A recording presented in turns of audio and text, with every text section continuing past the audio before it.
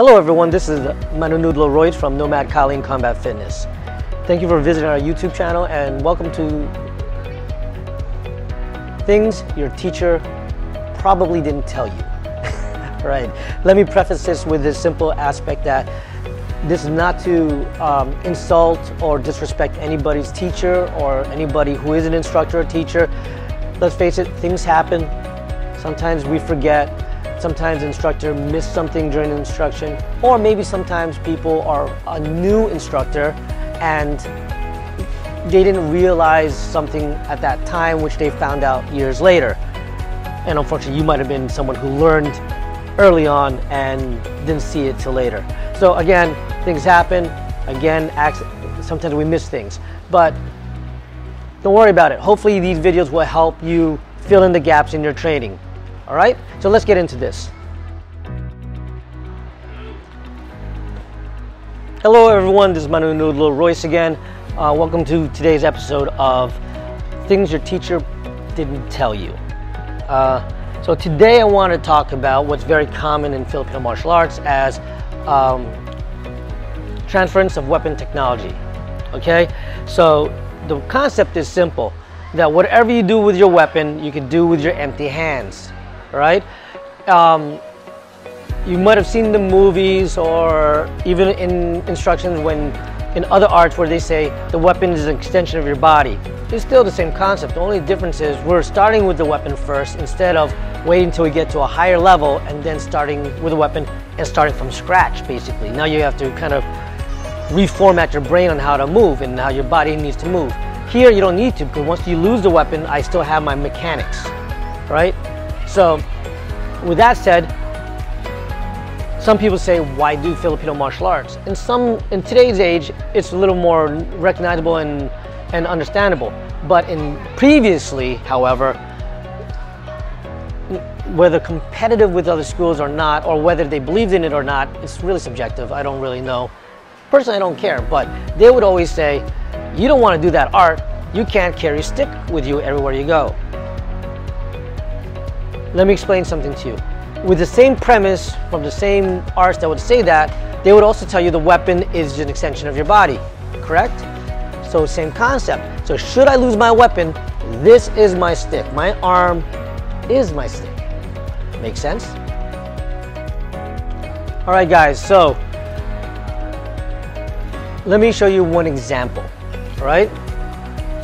So if we imagine that this is a weapon in general, single arm use weapon, blade or impact, there's a butt end here, which we call the puño.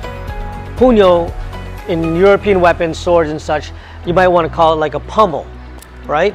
You can use it for striking, raking, hooking and grappling, right?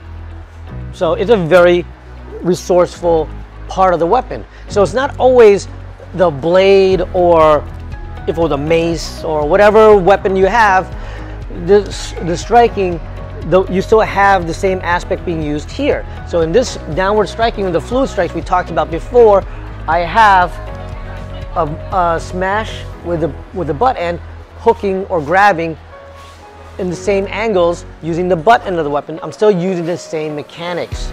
Does that make sense? Now, with that said, right, like I said, I could hook, punch, scrape, right, and bash with it. Now, if I had a knife, it's the same concept. Let me show you that in this section here. All right, guys, so when I was saying about the knife work, same concept. So I'm using same motions of diagonal motions, right, whether slashing, like full fluid motions or even broken motions. I'm still either using the blade, right, or the puño, the butt end of the knife, right? Same concept with the stick we talked about just a little while ago. Now, in what we call the Pakal Grip, first we talked puño, now we're talking Pakal, also known as ice pick or reverse grip. Now, don't worry about edge out or edge in, that's arbitrary, that's preference. But in regards to the blade being downward, right, again, when I hook and punch, I can cut and slash, right? I could thrust, right? Jab, I could hook. So if the blade was edge out like this is in this particular example, I could hook like so, right? Kind of like a praying mantis hooking an arm or a limb, okay? So I can still downward thrust, upward slashes, I can hook, right? Same aspect. So now we go from your knife to your hammer fist. All right, now for the final third part. We had puño, the butt end of the stick. We had pakal, ice pick grip of the blade. Now we have what's known as pukol. Pukol or hammer fist. What you do if you're holding a hammer, right? Your fist looks like it's holding a hammer or something you're striking, but you're hitting with the bottom end, actually this part of your fist, right? From the bottom of your fist down to this part of your forearm, which is what you've seen like hacking or lebo. So, but we're using the option of the hammer as well. So this directly translates. So I can still throw a hammer fist, right? Smashing with the bottom of my arm or fist. I'm hammering at people. You see it in MMA. They're hammering down on an opponent.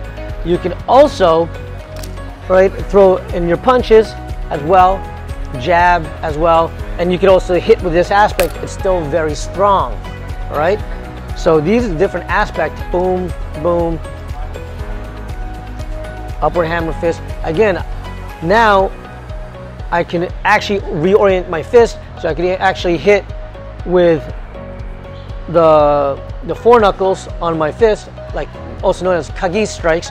I'm kind of cutting with that edge, all in the same motion through my Pukol technique, right? Hammering, punching, right? Even stopping. Again, now I have like a block and a grab, so I can still control this, right? Same concept. Now lastly, I know I mentioned final, but lastly, well, let's talk about Sico the Elbow, right?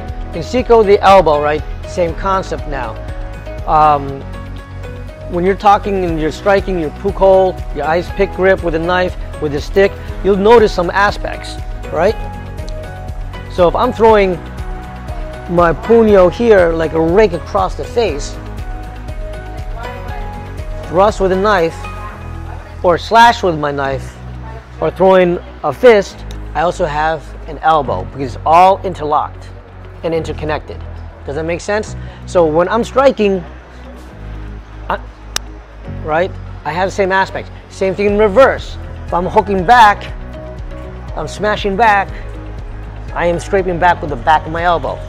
These are all interconnected and part of the same mechanism, which is our body. So when you look at this, it's the same thing whether I'm striking, slashing, punching, or just straight elbow. Make sense? All right, everyone.